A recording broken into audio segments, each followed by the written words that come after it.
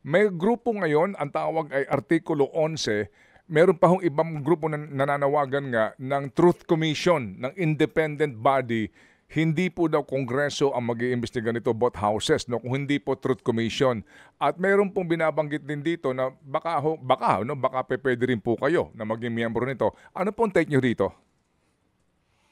Well, kung yan po yung, alam niyo naman, pasakapan tayo, kung magbo-volunteer pa nga ako kung maging member kung ano yung intent ng yan, ng grupo na yan. Maganda po yan, transparency, maganda po yan.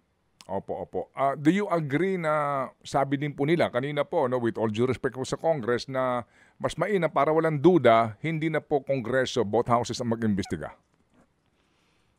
Tama din po. Siguro mas maganda na rin po na ibigay na lang po sa third party. Pero sabi ko nga po sa inyo, and that would depend on the decision po ng presidente po natin yon. Pero decision din po ng Kamara kung baback out na po sila o kaya tutuloy po nila. Okay. Pahabol lang po si Chacha. Go. Oo. Mayor, dun sa tanong din ni Manong Ted, nabanggit niyo po ba yan sa Pangulo nung dumalaw siya sa inyo po dyan? At ano pong tugon niya dito? Sa Truth Commission? Oo, yes po. Sa independent body po. Ay, hindi ko na nabanggit. Kasi alam ko may strategy siya eh. Maganda naman yung strategy niya, nakikita ko eh. Na unti-unti niyang nakikita na lumalabas yung mga katotohanan. So may strategy siguro siya, kaya pinabayaan ko na lang.